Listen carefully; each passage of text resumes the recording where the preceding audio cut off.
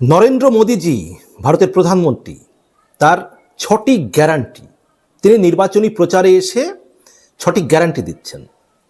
হলদিয়ার জনসভায় যে ৬টি গ্যারান্টি দিয়েছেন, তার সেই গ্যারান্টিগুলো কতটুকু ভরসাযোগ্য, সেই গ্যারান্টিগুলো কি মানে নিশ্চয়তা সত্যিই রয়েছে তিনি যে গ্যারান্টিগুলো দিচ্ছেন?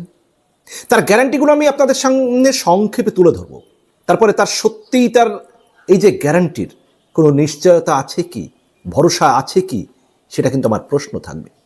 তো নরেন্দ্র মোদীজি ভারতের প্রধানমন্ত্রী, তিনি হলদিয়ায় নির্বাচনী সভা থেকে বাংলায় পরিবর্তনের ডাক দিয়েছেন, তৃণমূলের দুর্নীতির বিরুদ্ধে কথা বলেছেন, আরজি করের ঘটনার প্রসঙ্গ তুলে এনেছেন।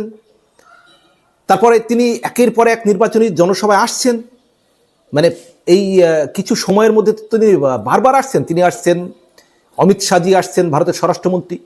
তো নরেন্দ্র মোদীজি বারবার বলছেন যে হিসাব কিতাব হবে, এবার তৃণমূলের যারা দুর্নীতিগ্রস্ত বা বাংলায় যারা দুর্নীতি করেছে তাদের শাস্তি হবে, বাংলার নারী নিরাপত্তা, সপ্তম পে কমিশন, মানে সব ইস্যুতেই তিনি কিন্তু বক্তব্য রাখছেন। তো হলদিয়ার যে জনসভা, নির্বাচনী সভা, সেই নির্বাচনী সভা থেকে বাংলার তিনি পরিবর্তনের ডাক দিয়ে ৬টি গ্যারান্টি দিয়েছেন। এবারে তুলে ধরেছেন যে ৬টি গ্যারান্টি, কিন্তু আশ্চর্যজনকভাবে সেই ৬টি গ্যারান্টির জায়গায় শুভেন্দু অধিকারী যে লক্ষ্মীর ভাণ্ডারকে তিনি অন্নপূর্ণা ভাণ্ডার বলছেন, ৩,০০০ টাকা করে দেবেন, শুভেন্দু অধিকারী যেটা বারবার বলেছেন, সেই অন্নপূর্ণা ভাণ্ডারের কথা তো এই ৬টি গ্যারান্টিতে নেই।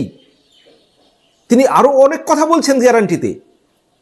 এখন বিজেপি যে কথা বলছে, নরেন্দ্র মোদীজি যে কথা বলছেন, সেখানে যদি শুভেন্দু অধিকারীর যে অন্নপূর্ণা যে স্কিমের কথা তিনি বলছেন, যে ক্ষমতায় আসলে অন্নপূর্ণা ভাণ্ডারের কথা, অর্থাৎ মা বোনেদের ৩,০০০ টাকা করে দেবেন, তো সেটা প্রধানমন্ত্রীর যে ৬টি গ্যারান্টি, সেই গ্যারান্টিতে তো উল্লেখ পাওয়া যাচ্ছে না অন্নপূর্ণা ভাণ্ডারে। তাহলে কি এটা শুভেন্দু অধিকারীর কথা, বিজেপির কথা নয়?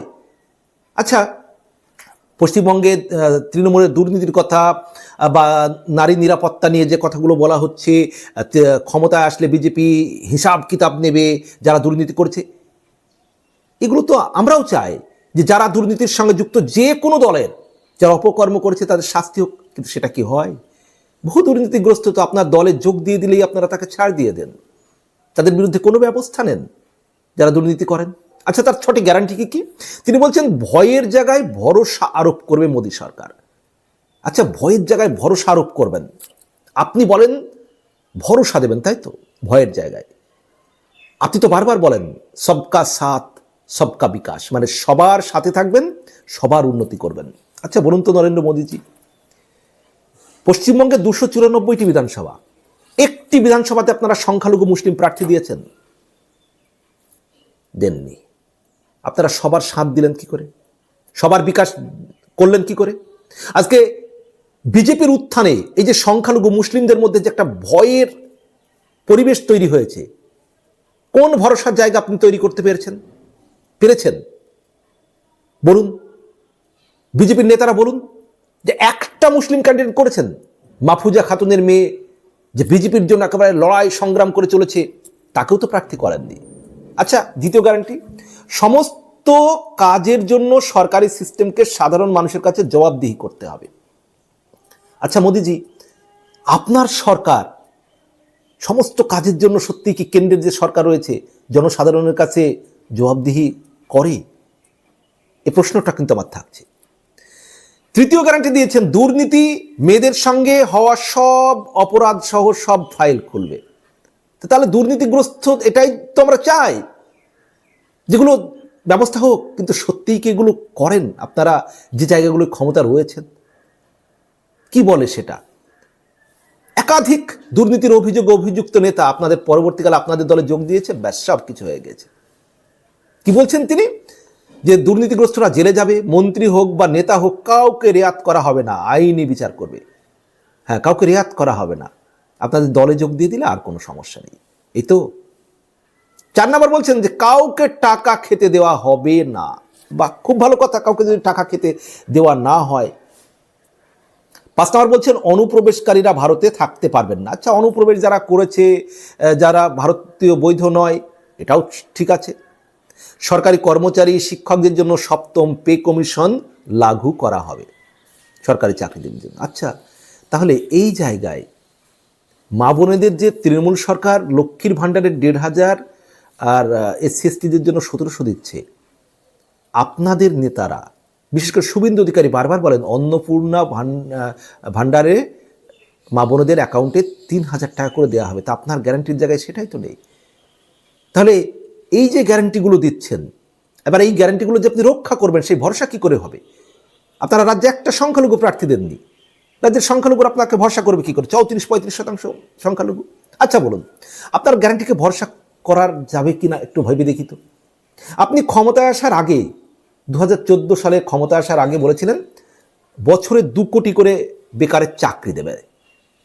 তো বছরে 2 কোটি করে চাকরি হলে এটা 2014 থেকে 2026 12 বছর, তাহলে 12 বছরে 24 কোটি বেকারের চাকরি হওয়ার কথা।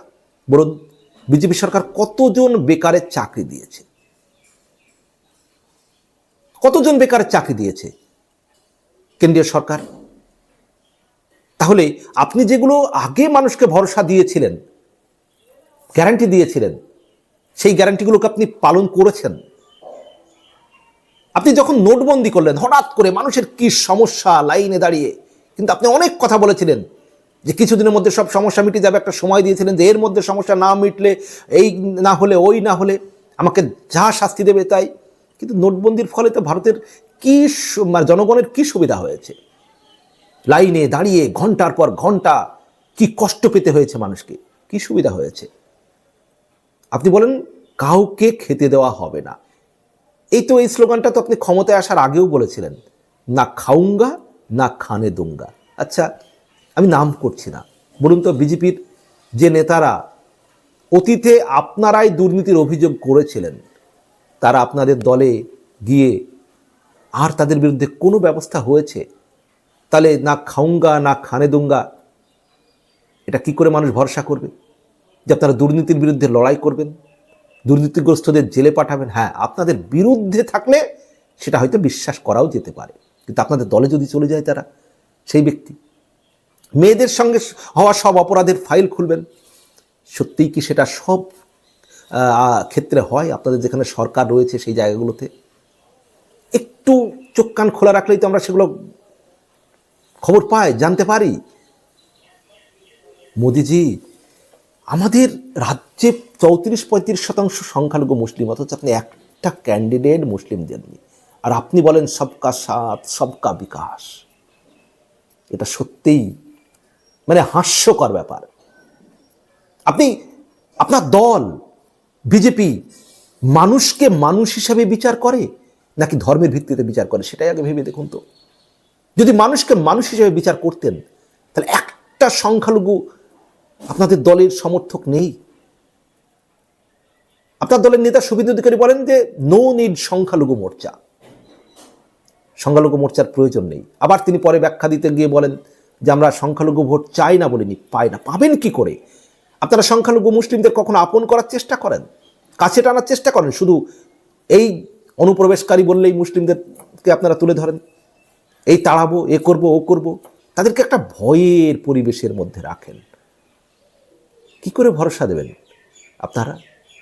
আপনারা দুর্নীতির বিরুদ্ধে ব্যবস্থা নেবেন, নিন, কাজে প্রমাণ করে দেখান। এতদিন তো ক্ষমতায় রয়েছেন আপনি, নরেন্দ্র মোদীজি, কেন্দ্রে তো বিজেপির নেতৃত্বে সরকার রয়েছে এতদিন। দুর্নীতিগ্রস্তের বিরুদ্ধে ব্যবস্থা নিন, কাজে প্রমাণ দেখান। শুধু মুখে বলে যাচ্ছেন প্রত্যেকটা নির্বাচনের আগে, কিন্তু কাজে তো সেগুলো মানুষ ভরসা করার মতো জায়গা কি পাচ্ছে? বলুন। প্রিয় বন্ধুরা, বিষয়ে আপনাদের কি মতামত রয়েছে জানাবেন, আর আমার ইউটিউব চ্যানেলটি সাবস্ক্রাইব করার অনুরোধ রইল। এবং যারা আমার ভিডিও পছন্দ করেন তারা আপনার কাছের মানুষদের আমার চ্যানেলটি সাবস্ক্রাইব করতে বলুন, সাবস্ক্রাইব করে দিন। সবার জন্য শুভকামনা।